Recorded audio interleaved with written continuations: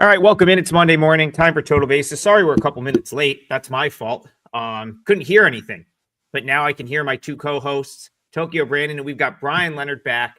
I'm just going to start. Brian Leonard, how was your week? Where were you back in Ohio? How was the game?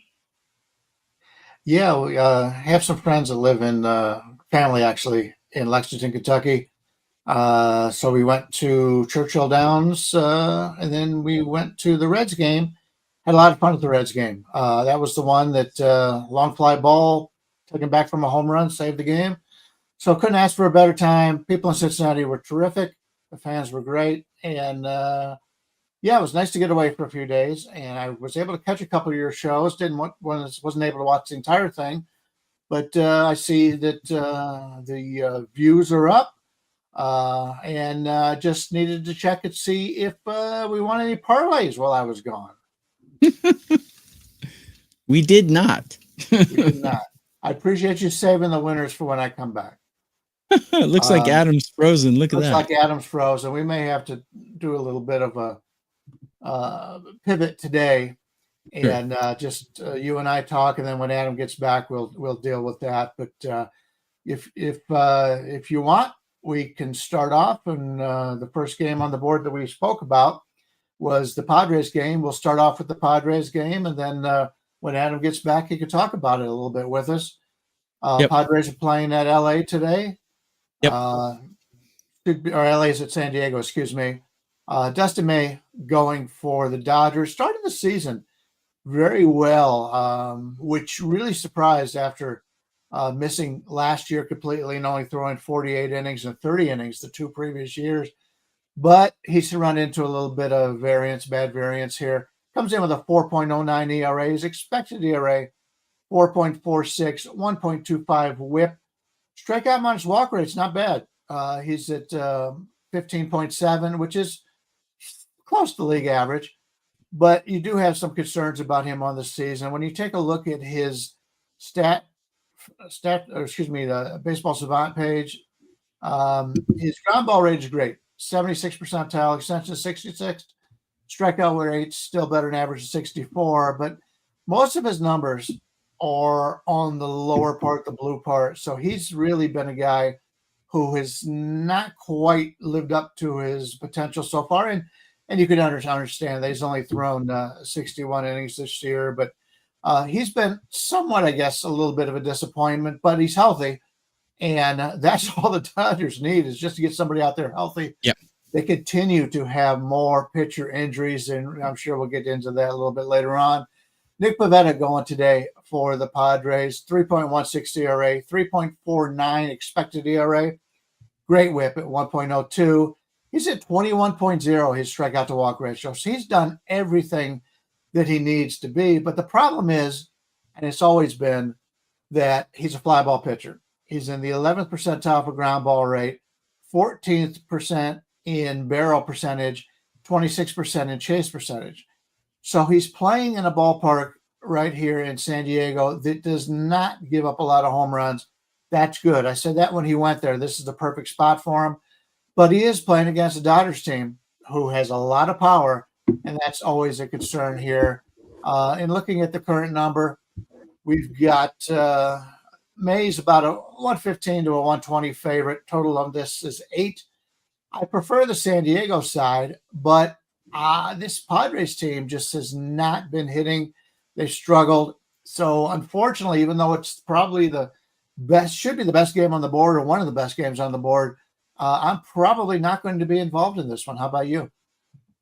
Yeah, I'll make this kind of quick because I'm not going to play the game. I'll just say that straight up. But Pivetta, I got him ranked slightly higher than Dustin May. Bullpen wise, San Diego's bullpen, I have them performing a little bit better than the Dodgers bullpen, but I have the Dodgers hitting a lot better than San Diego. You're right. San Diego has been ice cold recently. I got them ranked 24 in recent form, where I got the Dodgers ranked 12. So Dodgers have a pretty big advantage here hitting. The question is, will Dustin May implode, or will he be fairly solid? I mean, really all the Dodgers need for him is to allow 3 or less earned runs in 5 innings, perhaps. Pretty much that's all they need. almost every day.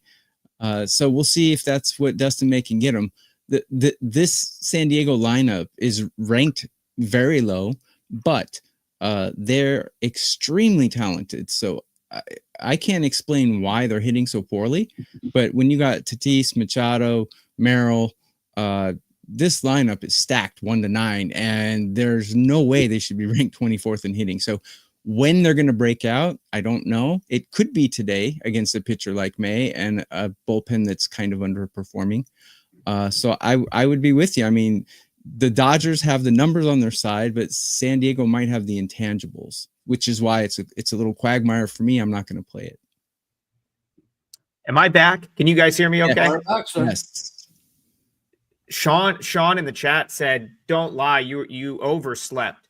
I will say this, Monday morning is the one morning I do sleep in because KBO doesn't play. So I don't wake up at 5 a.m.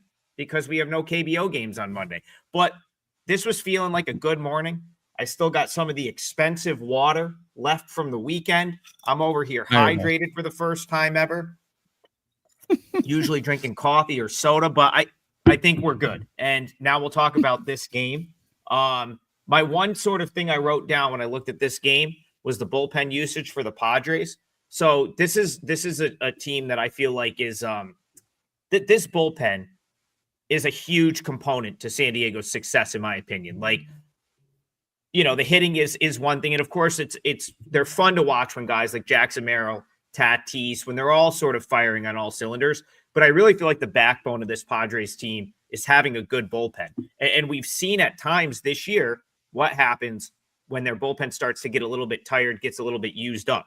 So far in the month of June, the Padres have not, they've essentially played one or two run games every day.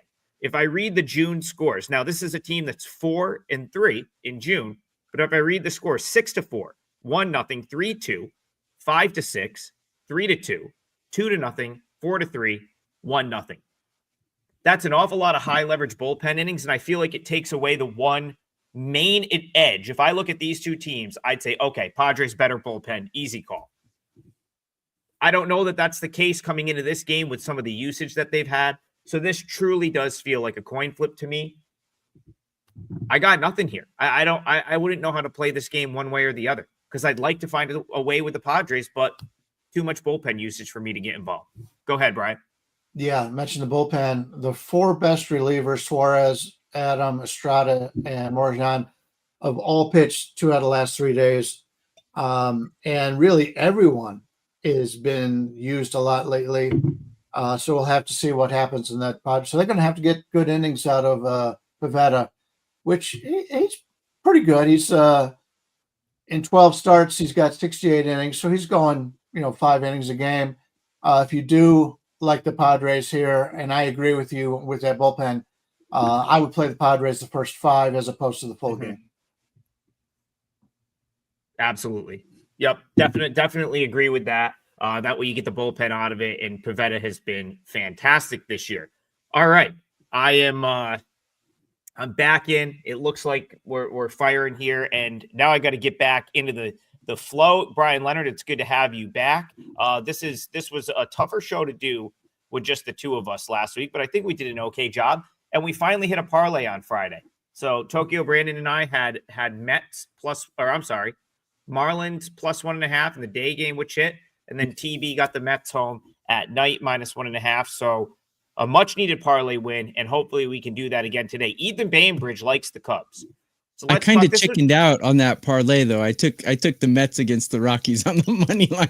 Kind of wussied out on it, but we finally won. It was a very juiced run line, but it's minus 190. So. Yeah, but hey, we got it home. I chickened out.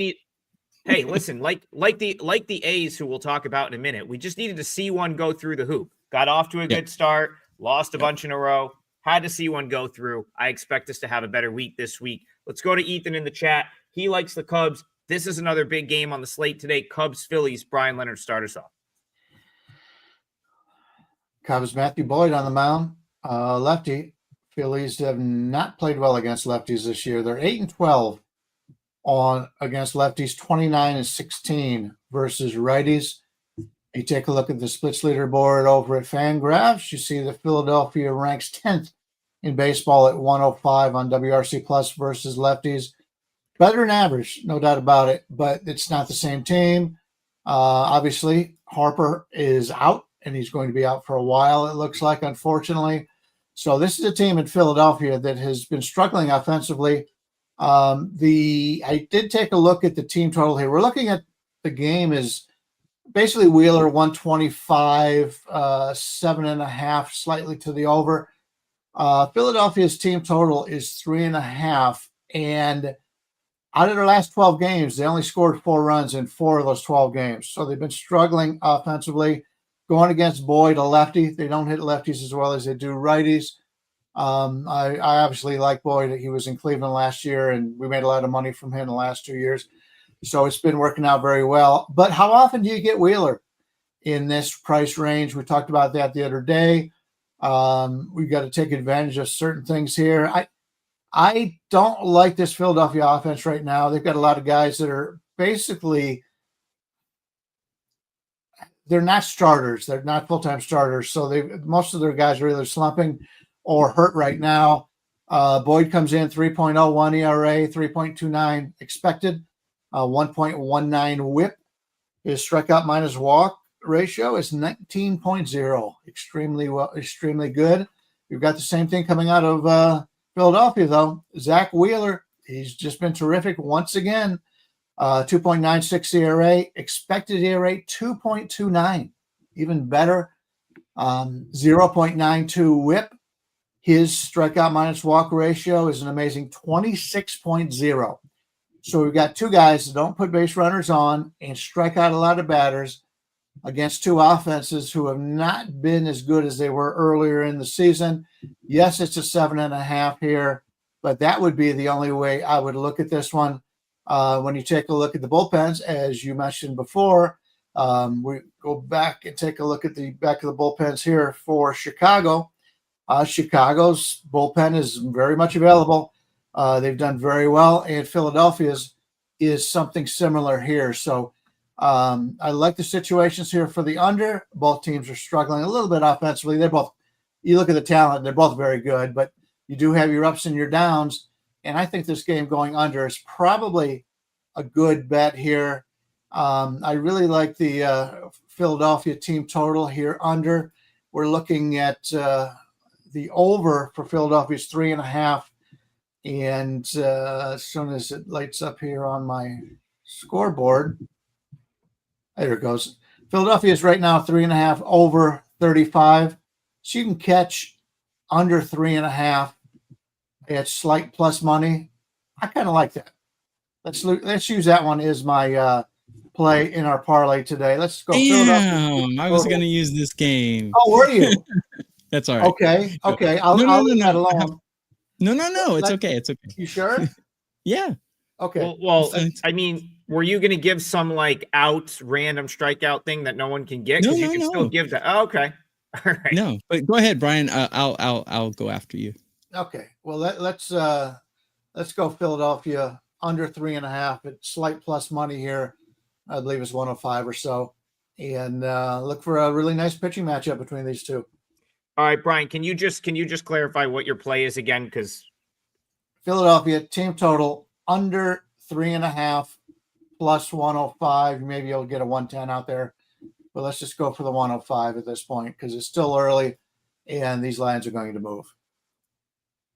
So my cap is basically exactly like Brian's, so I'm not going to spend too much time on it, but I totally agree with him.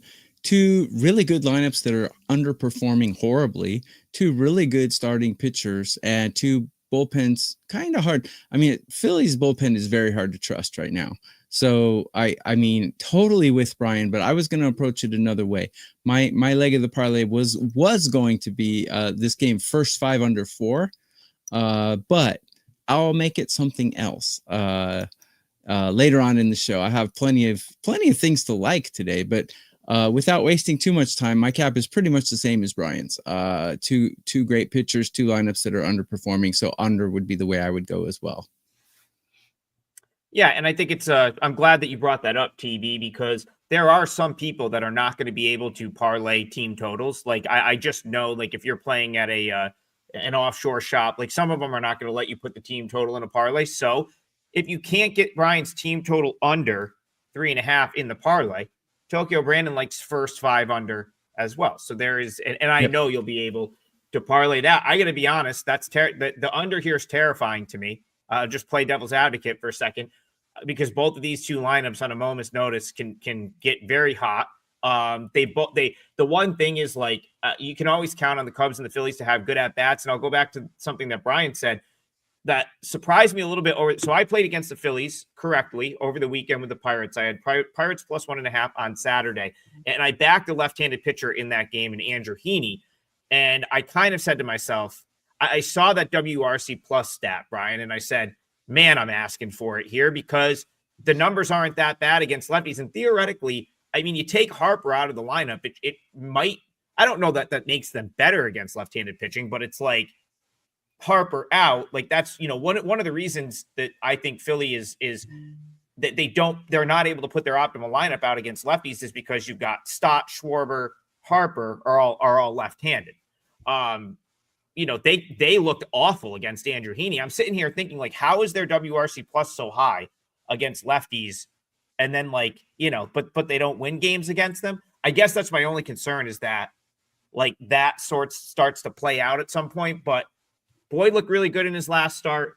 And it's like, if you get Boyd and Wheeler showing up and they pitch their usual games, it's going to be hard to get over that 7.5. And that's why I never bet totals, because anytime, so if it looks like an over to me, it's a 2-1 game.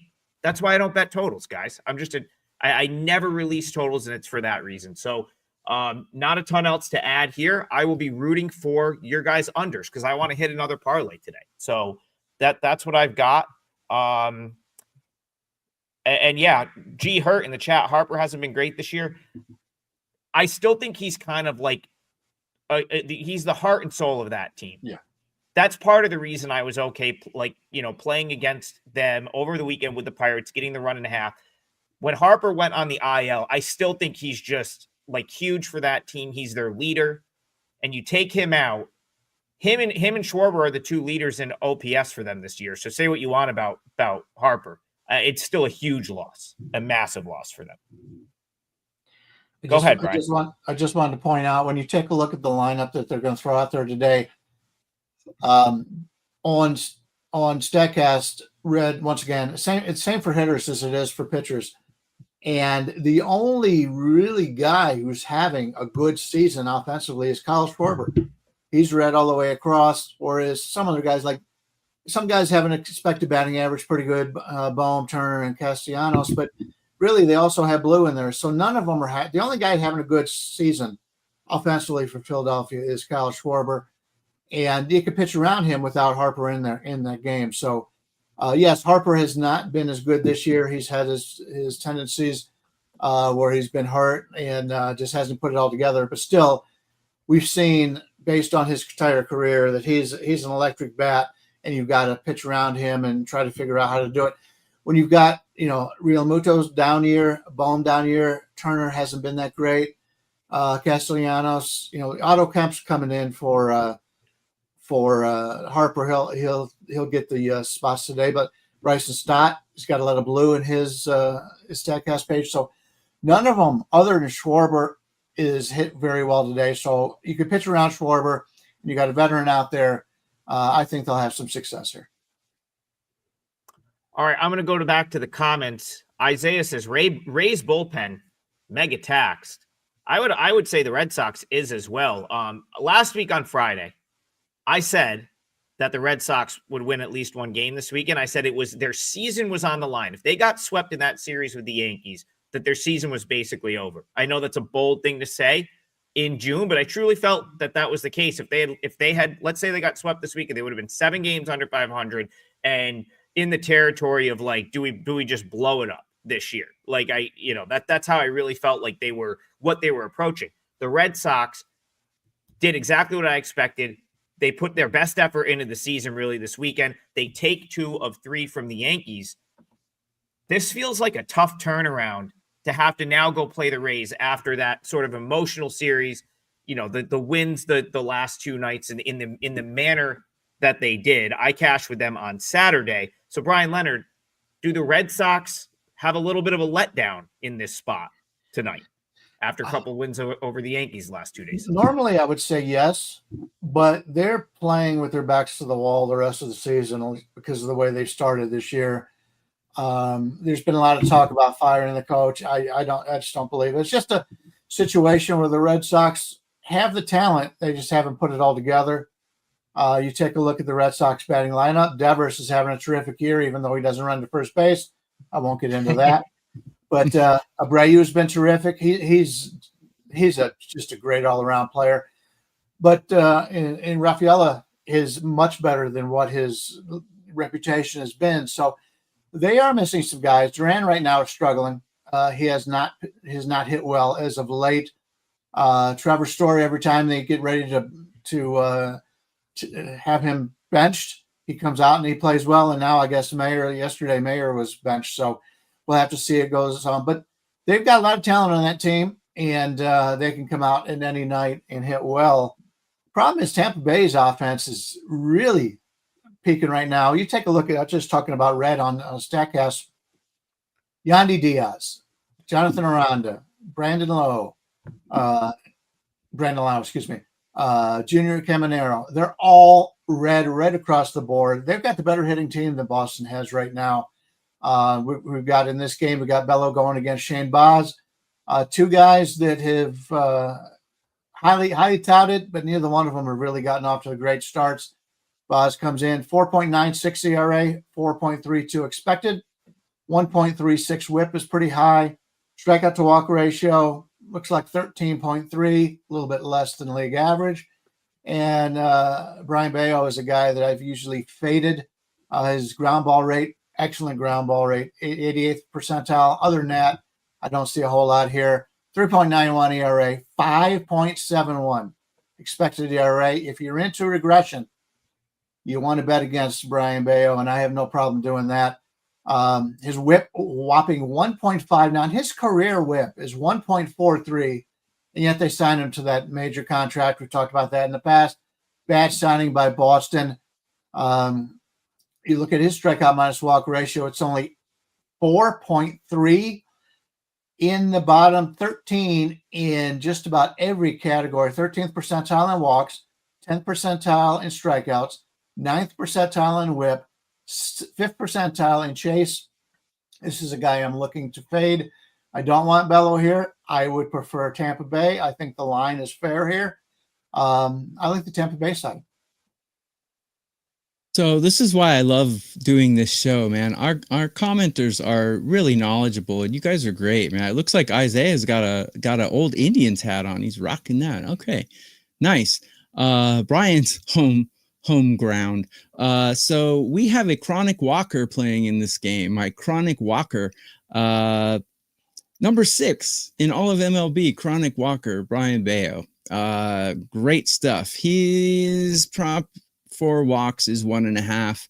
It's highly juiced. I got it at minus 150, but I think it's dropped to like minus 190 at this point. Still a good play because he's averaging 4.7 walks per 9 innings on the season. And in the last 30 days, he's averaging 4.56 walks. So probably going to walk a few here. And the Rays are averaging 2.4 walks per game. So that comes to about 2.6 if you average them together. Over 1.5 walks for Brian Bayo is a play that I put out. Also, for some reason, Baz doesn't come out in my numbers. Maybe he doesn't have enough innings in the last 30 days.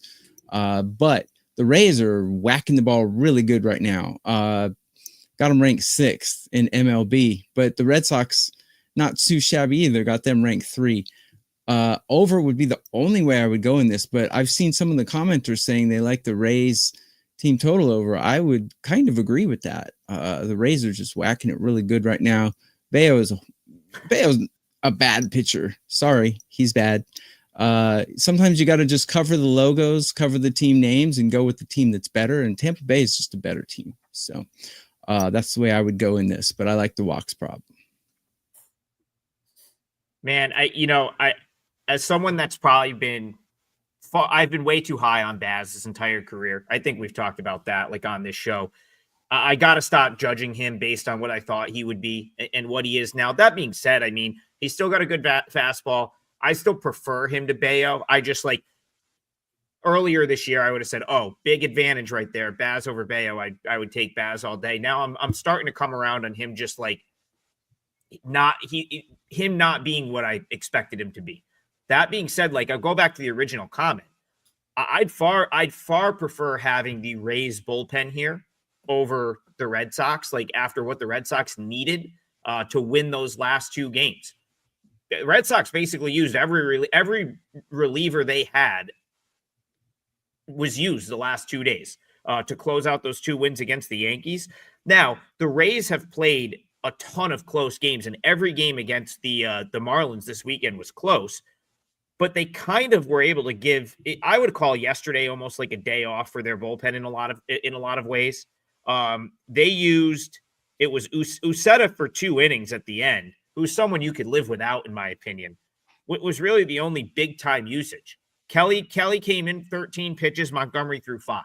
So I actually think the Rays are in far better shape at the end of this game than the Red Sox, who basically emptied the clip the last 2 nights against the Yankees and, of course, had to play last night. So Rays is on my short list today. I think I do believe in the potential letdown here a little bit because it was Red Sox Yankees.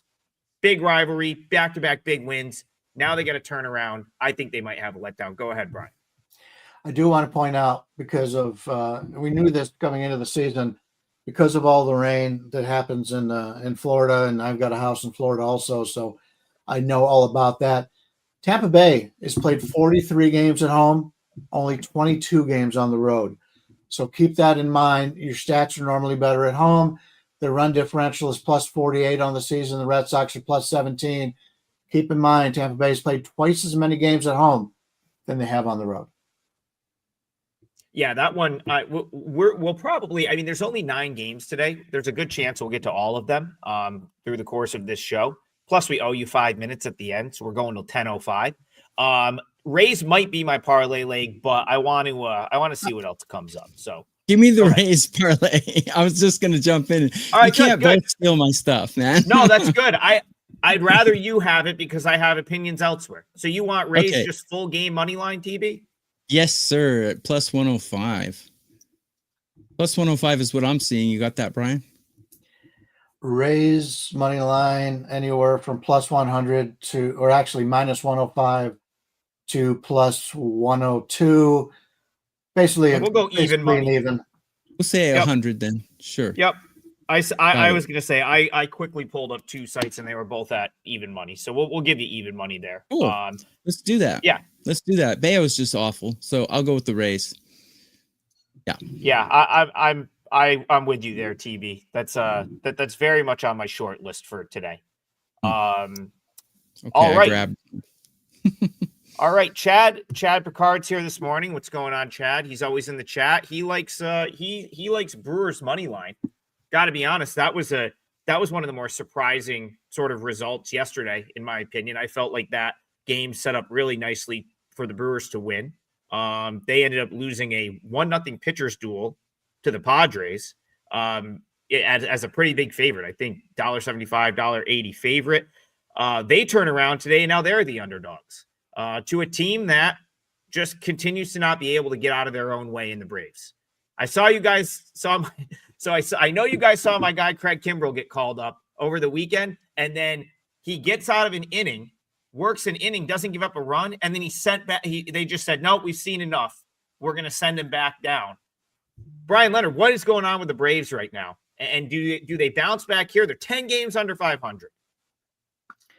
They said they no longer have their closer. They said he's not going to be closing for the near future. So I don't know who's going to close for them. That back of the bullpen is something I don't trust at all. Good news is they got Sale on the mound today, and he goes pretty long. He's gone 73 and 2/3 innings in 13 starts this year. And I think there was one where he got pulled early because of an injury. So He's the one guy that you can get some innings on and don't have to worry about the bullpen. That is something to keep in mind for this Atlanta staff. Milwaukee's 13-8 versus lefties, but they only have like an 89 WRC plus. So it's just one of those situations where they're able to win those games. But Sale has been terrific. Comes in 2.93 ERA, 3.15 expected, whip of 1.24, which is high for him. His career whip is 1.05, but still getting the job done. Take a look at his stats. The only things that are negative is he's a fly ball pitcher. Ground ball rate is in the 28th percentile, barrel rate in the 36th. So he has been hit hard in certain situations. His average exit velocity, though, is in the 83rd percentile. So he's given up some barrels, but he's keeping everybody into the stadium, not giving up the home run. So strikeout to walk ratio, just terrific, 23.5%. Excellent. Not quite as good as Wheeler that we spoke about earlier, but hey, the guy won the Triple Crown last year, and he's back to where he was last year now. Aaron Savali going from Milwaukee. Used to be in Cleveland. I never really cared for him. His numbers are basically innings eater. Last year he had 161 innings, only 149 strikeouts, a 1.30 whip. This year comes in 5.19 ERA, expected ERA 4.09. So some good regression coming his way. Whip 1.33. That's too high. His career whip is 1.2, and that's something that I wouldn't want to go over 1.2 when you're looking at the whip. Strikeout to walk ratio looks to be about 12.4. So he's a guy still putting it all together. He's only got 17 innings in this year, and he did deal with some injuries. This Atlanta team is a bit of a disappointment this year. Started that year terrible, made the big comeback. Now they're kind of treading water. I don't want any part of that bullpen for Atlanta. I like the Milwaukee bullpen much better here. Current line in this one, we're looking at about a 165 for Atlanta, total 7.5. I could see putting money on Milwaukee at that price, but the difference in starting pitchers here is huge, and I don't want to go against Sale. So I'll sit this one out. If you do like Milwaukee, I'll root for you. I've got nothing on it myself, but you rarely see a team at home as good as Milwaukee getting a 150 or whatever as a payback here against a team struggling like Atlanta is right now. Before I give my opinion, guys, huge favor. Like on this show, we don't shill. We don't tout how great we are. We just want to talk about baseball. Do us a huge favor and go back to the replay of this, comment and like it. We would really appreciate it. And it shows WagerTalk that you like our show, and it'll help keep us going and get more support from you guys and from within. So it would do us a huge favor. It costs you nothing. So again, I'm on almost the exact same page as Brian. This is kind of scary, but yeah, I have Milwaukee much better than Atlanta at almost everything except starting pitcher. So if this was anyone but Sale, I would play Milwaukee here for sure. But interesting enough, Sale is 3-4, so he has lost 4 games, and he has lost more games than he's won. And against these Milwaukee Brewers in 37 at-bats in his career, he's been tagged pretty good. He's got a 324 average against with a 780 OPS. Only 0 home runs in those 37, so most of the damage was done on doubles and singles. So it's still not enough for me to play Milwaukee, but I have Milwaukee, the bullpen, playing outstanding batting. They're batting 16. I have Atlanta batting 22. And bullpen, I have Atlanta's bullpen 23. So Atlanta is one of the few teams that batting and bullpen in current form are both under 22. They're 22 or less. So I kind of like Chris Sale not to get the win here. I know that's risky, but usually not to get the win is like minus 300, minus 380 or something like that. Chris Sale not to win this game is minus 170. That's pretty crazy. And I know if you're in Vegas, like Brian, probably can't get that prop and whatnot, but I'm just giving out, I'm just showing you guys how I cap games. Might not play it because to win a game, you have to go 5 innings, and Sale is almost an automatic lock. There's nothing a lock in sports betting, but he's going to go 5 innings. Will Atlanta be winning when he leaves the game? That's the question. But Atlanta's bullpen certainly has had trouble holding on to any type of lead. They've just been barfing on the mound. So Chris Sale not to get a win at -170 is kind of tempting. If I was going to bet this game, that's the way I would go. I do like the Brewers as well as all of our chat and as well as Brian, but not enough to get me to play the Brewers. I mean, I think the Braves have a considerable edge in this game. It's just everything is relative to price, right? We're betting sports that who you think is going to win or lose is very much irrelevant, right? Like, and that goes for any of us. Like, your opinion on the game often is it should always be secondary to what the price is, and I think that's like what kind of chat is bringing up right now. This is an insane price to back the Braves.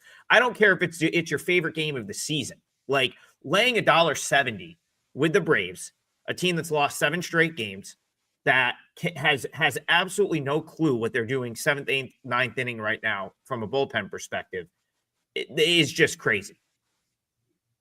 That being said, if you were to look at this matchup, Sale against Savale, and the way these two teams match up, like, I think there's edges to be had with the Braves. I think Sale in this price range, like, for, all things considered, like, I don't want to contradict myself, but like Sale, like, they could tear up Savale. Like, I don't think he's, I think this Braves lineup could put, a big number on him, and it might not matter. But like, man, like, this is a team, like, do you want a Braves team? They've lost 5 straight 1-run games, 7 in a row. And like, I do kind of agree. Like, the Brewers are still good enough where if they can weather the storm early and get through Sale, and then it gets into the bullpens, it's fair game. I don't trust the Braves one bit to close out a game at this point. So you either need like a Chris Sale masterclass, which is very possible, or you need the Braves offense to go off, also very possible. If this was Braves -1, like yesterday I had the Mariners. That got hit pretty considerably. The Angels took a ton of money yesterday. I played back at it with Mariners -122. And the reason I bring it up is because they had lost 5 straight games. They were going through some of the similar issues. And I felt like at that price point, I could justify playing Mariners on a 5-game losing streak. I would need like 50 more cents of value here to want to play the Braves. Who knows? If the Brewers get slammed in the market and then this is suddenly Braves -135, -130, I'm all about it. At -170, can't do it, but not a spot I'd play the Brewers personally. So that's, just to give my take on that one. All right. I just saw a comment. Someone was asking for the Cubs, but we already did that. We already did Cubs. Oh, sorry. I had no fireball. Listen, it's awesome. I appreciate you guys jumping in the comments, and it's great for the show. But there's so many comments now. This is a great problem to have. There's so many comments now that I lose my place in the comments because they scroll so quickly. So it's I didn't even realize we did the Cubs game already. All right, cool. Yeah, so this put away is that drink. Yeah, I don't even have Fireball with me right now. Isaiah, we did Dodgers Padres to start the show. Yep, open the show with Dodgers Padres. We've still got about 20 minutes left. We'll probably get to most of them. There's only 9 games on the slate today. One of those 9 games is out in the Show Me State. Blue Jays, Cardinals. This is probably my biggest opinion to this point, but I want to see what you guys have to say first. So we'll start with Brian Leonard. Blue Jays, Cardinals, Busch Stadium. All right. Blue Jays, Cardinals, Berrios and Palante. Berrios, 3.67 ERA, 4.61 expected ERA. I've noticed he's been pitching a little bit. He's getting a little bit lucky, and I've been able to go against him a few times. Whip of 1.28, strikeout to walk ratio looks to be about 12.7, less than average. Walking 9.5 batters a game, which is a little bit higher than what he normally does. His career is a 7.2, so he's losing his control. And if you look at his Savant page, everything is in blue. That's not good. Even though the Blue Jays, blue in the name, blue in the jersey, I don't want blue on his StatCast page. And that's what we're getting here. He's in the 15th percentile of barrels. So he gets hit hard. He's a guy I'm usually looking to fade, and I've done so in the past with success. This year, not quite as much. Palante, the one thing he does well, he's a ground ball pitcher. 99th percentile in ground ball rate. And that is enough to make up for a lot of other deficiencies, and that's what he's got. He's only in the 6th percentile in strikeout rate, 13th in expected batting average. Not that great of a pitcher. 4.91 ERA, expected 4.61, 1.38 whip. Very similar to his career whip, which is 1.40, which is too high. You cannot have a whip that high and be successful in Major League Baseball. His strikeout to walk ratio is only 7.4, so he's a guy I'm looking to fade. So we've got two pitchers here we're looking to fade in this game, and we're looking at a total of 8.5 here in St. Louis with the Palantes, basically a 110, 115 favorite. I would look towards the over in this game. Two guys I'm not big fans of on the mound, and I like the offenses from both of these teams, and especially Toronto's been a team that has a lot of ability here offensively, and I've been looking to play some of their games over. So first thing for me is a lean to the over in this one. Pretty much the same here. Yeah, again. But yeah, I got Toronto ranked top 10 in hitting, top 10 in bullpen. Plane, Barrios, two mediocre / sub-mediocre inning eater type guys. Nothing special from either one of them.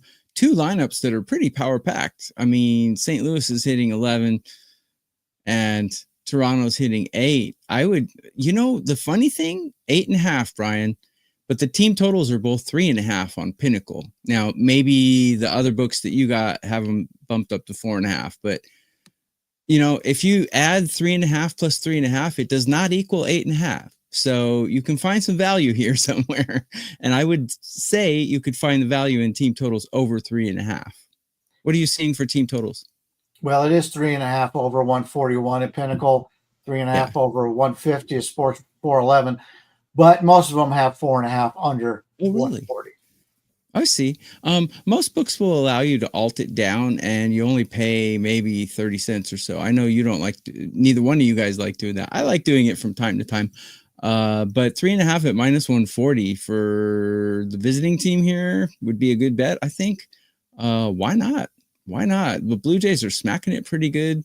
Polanyi's nothing special, and the Cardinal bullpen not exactly performing great. I have them ranked 19. So I think Blue Jays team total over would be a pretty good bet here.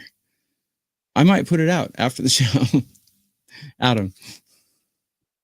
Yeah. So listen, I'm a numbers guy as much as you have to be for baseball, but numbers have never been the end all be all. I think it's a great guide. Barrios is one example where I acknowledge, yes, he will give up some hard hit every once in a while. He will walk some guys, but what I don't think you can always measure is like a veteran guy that just knows what he's doing out there, right? And that to me, every time, and this is where you just got to watch games. You got to watch these guys pitch, which I know you both do. This is one guy where I know he's probably going to get himself into trouble at some point. And I trust that he is not going to get in enough trouble where I'm not going to have a chance to win this game. And that's where it's like that. If you watched him pitch this year, just a veteran competitor. Yeah, he's going to give up a 110 off the bat and one at bat. He might walk two guys, but he buckles down. He makes his pitches. And I think that's why the surface numbers are actually not that bad. The 3.67 ERA, 1.28 whip. He's one scenario where it's like, I don't look at him and say, oh, he's due to get blown up. I acknowledge that it could happen at some point, but he's just, what they don't have on that Savant page is that this dude just has he's just got balls, man. Like he goes out, he'll put a guy on third, no outs. and then he throws his best pitches of the game, gets out of the jam. Last couple times out, navigated 6 innings against the Phillies, no problem. Shut down the A's. The start against the Rays was okay. I go back to the start against the Angels, where he didn't have his best stuff. He walked 5 guys, 9 strikeouts and just got out of every big spot. Behind him today should be their top guys because they didn't use Hoffman yesterday. I think they've got the stack of the best bullpen guys. I'm just going quickly off memory here. But in yesterday's 6-3 loss, they only used Fluharty, Swanson, Fisher, Schultz. That's essentially the B team for that bullpen. It's not the Hoffman, Little, the top guys.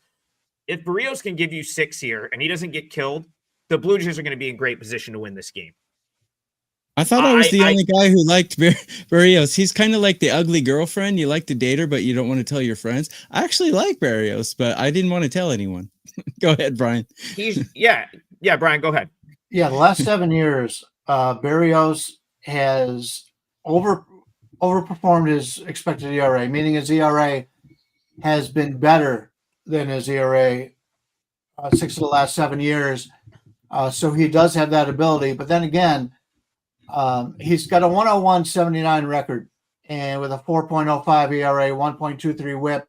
If you look at his ERA and whip, you'd think he'd be a 500 pitcher at best.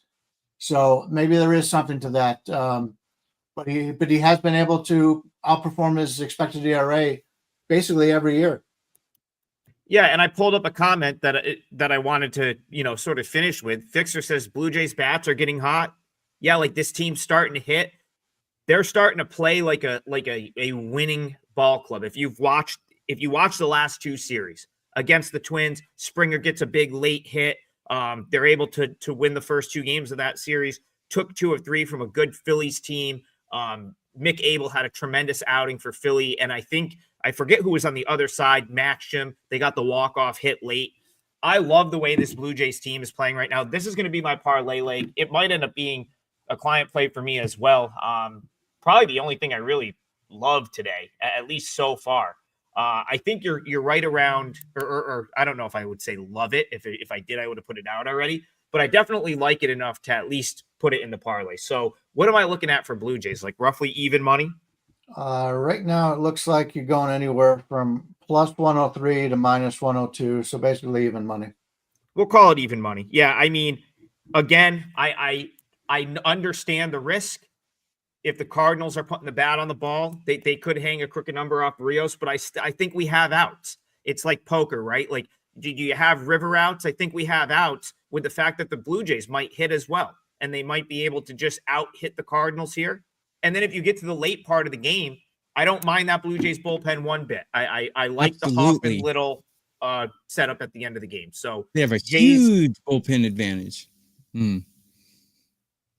Yeah, this was the worst. That Blue Jays bullpen was the worst in the league last year. And I think they've done a fantastic job sort of like remaking that bullpen into something that's serviceable with their high leverage arms. So Blue Jays for me. And I guess we agree with Jave Cash in the chat. He leans Jays and over, and it's Jays and over is kind of our handicap right there. So we're all kind of agreeing today. It's kind of scary. Yeah, you know what? This is Monday shows though. We're all agreeing, and it's going to be hard to find like when the books only need to put lines out for 8-9 games. It's going to be tough to find a ton of value, and that's kind of how I'm feeling on the card as a whole. Agree. Agree. All right. I will point out. Yeah, go ahead, Brian. If you did like the Blue Jays side and you like the over, there's always that team total that Brandon talked about earlier.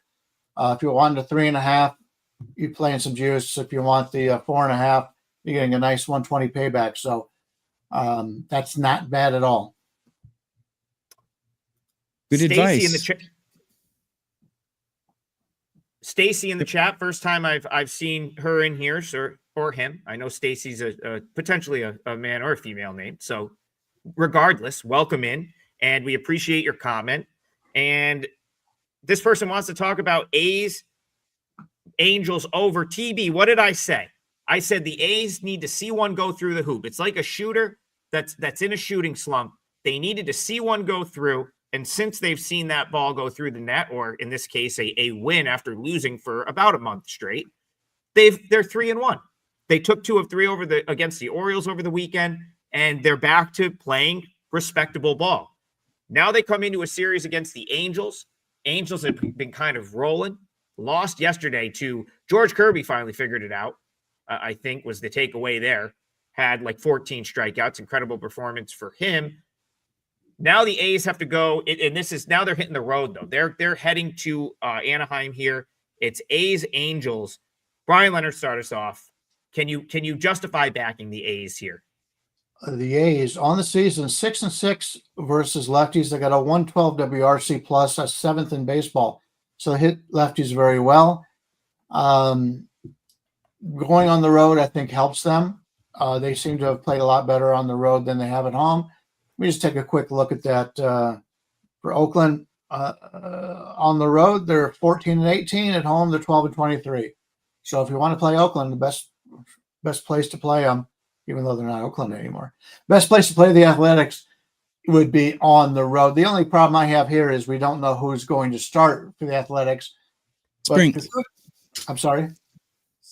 Looks like Springs. I saw that as well. I saw that too. Okay, it's not showing up on the Odds Logic page yet, so we don't know for sure. But they're going against Kikuchi, and Kikuchi, since he's been to LA, he's done what LA does, and that's hurt pitchers. So based on the information I have without Springs in there, I would tend to look at the team total here for the A's against Kikuchi, since they've done so well against lefties. There's only a couple of them out right now because they don't have the pitcher going. But Pinnacle's got the 3.5 over 132. DraftKings has got the 3.5 over 135. To score 4 runs against Kikuchi in a pretty good hitting ballpark in Anaheim is the way I would take a look at this one. And that doesn't take into account the Athletic starter. And at this point, I don't want to comment on that because we don't know for sure. But yeah, I could see the A's putting up 4 runs here. That shouldn't be a problem. Yes, we have approached the number 1 chronic walker in all of MLB. And if you guessed Yusei Kikuchi, you would be correct. How bad is Kikuchi's command? He's walking 5.17 guys on the season, but in the last 30 days, he's walking 6.5 guys for 9 innings. And the Athletics walk almost 4 times a game. Number 1 in MLB. So we've got the number 1 walking team in MLB. We've got the number 1 walking allowed pitcher in MLB. And to no surprise, Yusei Kikuchi's balls prop has gone to 2.5 over under. You can get plus 114 if he walks 3 guys in this game. I'm not a used car salesman. I'm not going to guarantee anything, but Kikuchi walking 3 guys. I mean, is the wind going to blow tomorrow? I would say it's a pretty good bet, and you can get plus money for that.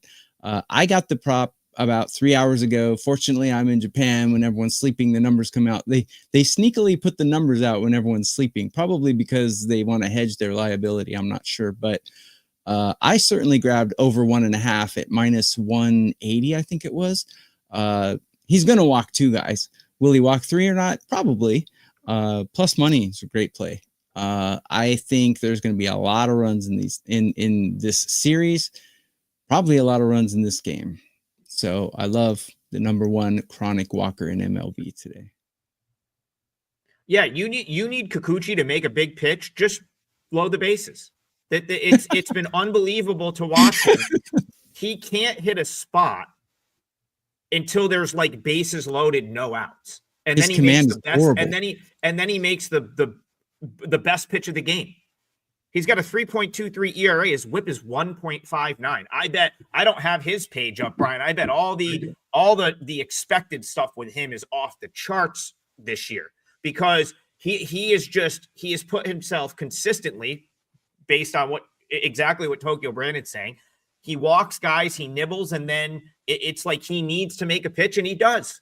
It's been incredible to watch. That being said, that's not going to last forever. Like that simply can't go on forever where he just puts guys on base and then doesn't pay for it. I'll go back to last week. I think this is a young A's team that was all sort of snowballing at the same time. You had a bunch of young guys. They were slumping. All of them were questioning themselves. Like, you get young guys that get in slumps. You know, you get a veteran guy in a slump. He knows he's been here for a while. They know how to get out of it. These young players, they start to question whether they belong here or not. Their confidence is shot. I think that's what you had a lot of that going on with the A's. The A's got to be feeling pretty good about themselves right now. They just took 2 of 3 from a very hot Baltimore team. They won the game before that 14-3.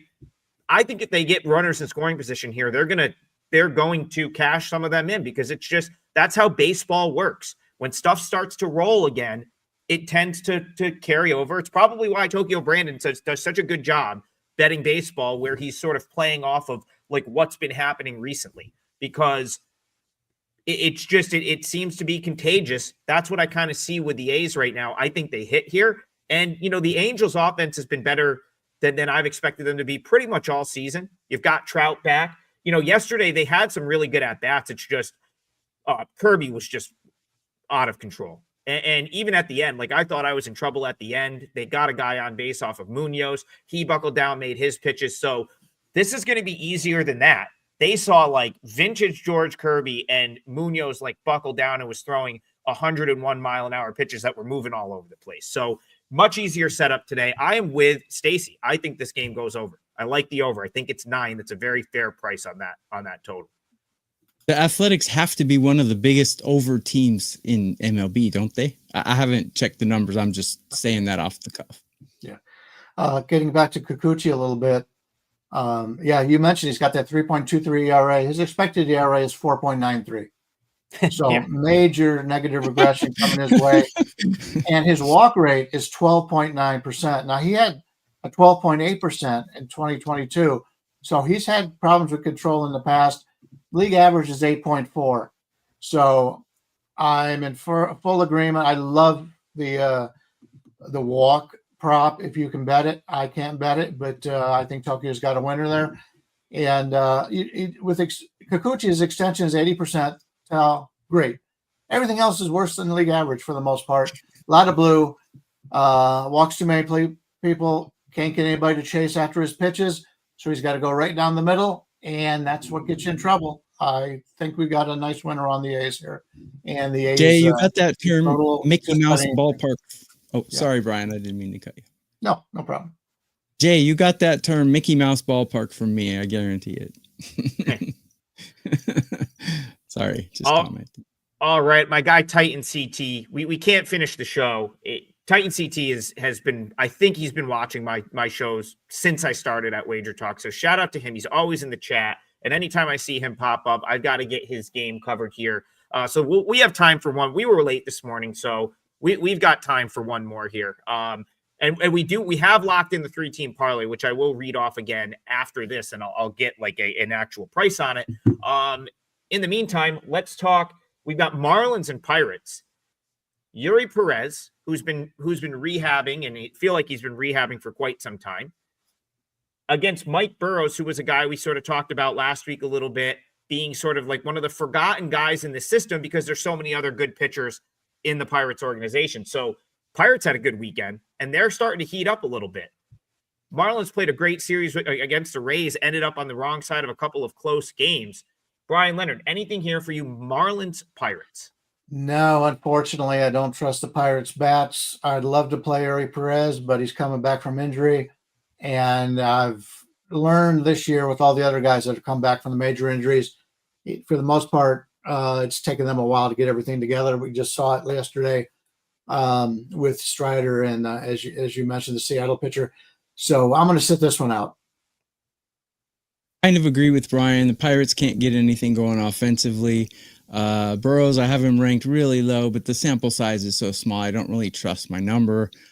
Perez, don't really know what to expect. There's so many variables here. One thing I will say about this game is both of these bullpens are performing extremely well right now. So take that with a grain of salt. You know, I mean, sometimes when you have two mediocre to sub-mediocre lineups with two good bullpens, an under might be a play. An under would be the only way I would go here, but I'm not going to play it. I would have probably looked the Pittsburgh direction, but Yuri Perez has been really good during his rehab. And this is where it's like all rehab stints are not created equal. This is a guy, he started his rehab back on April 26th, down in A ball. So they've let him pitch. He's been pitching for over a month. He was great last time out against Durham. He was really good last time. The time before that, I think it was like 5 no-hit innings. I think he maybe gave up 1 hit. 1 hit, 1 walk, 4 strikeouts. I don't think Yuri Perez is on a pitch count or anything. I think you're going to see him have this is just a normal start for him. He's been pitching for over a month. So like rehab, in my opinion, is done. He's now back at the big league level. Yeah, I think you have to at least acknowledge the fact that it is his first big league appearance of the season, but I wouldn't like use that as your reason to not like the Marlins in this game. That being said, I don't have a ton more. Let's squeeze one more in. We're right at the hour mark. Let's go battle for Ohio real quick. Back to Brian Leonard. Reds, Guardians. We'll do a quick one. 1 minute or less. Really quick, Cleveland does not hit lefties. They're terrible against lefties. Problem is Wade Miley only had 1 start, did not look good. In fact, he hasn't pitched many innings in the last 2 years because of injuries. I think Ortiz is overrated. I like Cincinnati in this game, but without knowing how long Miley can go, that is my concern. If Miley can go 4 innings here, I would play Cincinnati, but because of his injury history and what's going on, just too many variables here for me to make a play on. Ortiz is the number 7 chronic walker in MLB right now. He's walking 4.5 guys on the season and 4.5 guys in the last 30 days. So you can pretty much count on him to walk a few. Let's see how Cincinnati's walking 4 times a game. So that tells me that Ortiz projects at 3.4 walks. Take the over 1.5 walks for Ortiz, the chronic walker. Play number 3 of the day. What's that spread on that laying over 1.5 right now? For Ortiz, yes. I don't know what it is right now, but I got it at minus 150. Wait, Ortiz, hang on, sorry. Minus 145 is what I got it at, but that was 2 hours ago. So these prop lines move very quickly, unfortunately. So I have to pull my plays quite often because the lines go like 50 cents is not unheard of. Yeah, money lines don't go like that, but these props go zigzag really bad. Yeah. Minus 200, Sean's saying. So yeah, I would still play it at minus 200. Value is value. If you're gonna give me a Corvette, I'll pay $2,000 for it. 2,000. So you're getting a Corvette for 2,000. That's not a bad deal, TB. And I think if you have the ability, if you're on a site that gives you the ability to bet those walks props, you could probably parlay it with another one. Usually, if you have them, it's like one of the DraftKings or FanDuel. You could probably just parlay it with another prop, and then you're not paying $2. And we're gonna parlay here. We had TB and I, like I said, after if you're new to the show, we're doing a show parlay of the day. We came out of the gate and hit like 4 3-teamers in our first like 6 or 7 chances. Predictably, we then went cold for a little bit because it's almost impossible to just consistently hit 3-teamers like that. But Tokyo Brandon and I got us back in the win column on Friday with a 2-teamer, and now we're back to the 3-teamer. This one's like plus 720. This is how I want to start the week, boys. We needed to knock this one off, get a nice 7-1 cash to start the week. So Brian Leonard is on Phillies team total under 3.5. And remember, if you can't get that, Tokyo Brandon was going to use the first 5 under as the parlay. So like if you can't parlay the team total under, I would go that route and use that just to make it a 3-teamer. That is Phillies team total under 3.5. It's right around plus 105. Tokyo Brandon is on the Rays even money, and I'm on the Blue Jays even money. So the other option for you, if you can't do the team total, you can add that or just go with a 2-teamer, Rays and Blue Jays, because that's we know everyone can parlay those together. That's Blue Jays money line, Rays money line, Phillies team total under 3.5. It comes out in the 7-1 range, and we've made it. We are at the end of the show. This hour always flies by. We have well over 1,000 live viewers. We very much appreciate you guys for that. Great to have Watch Brian the Leonard replay back. and like Yes. the replay. Welcome back, Brian. Please like, please subscribe. We'll take all the likes and subscribes we can get. And we'll see you guys back here 9 a.m. tomorrow morning to do it all again. Everyone have a great Monday. Good luck. See you tomorrow.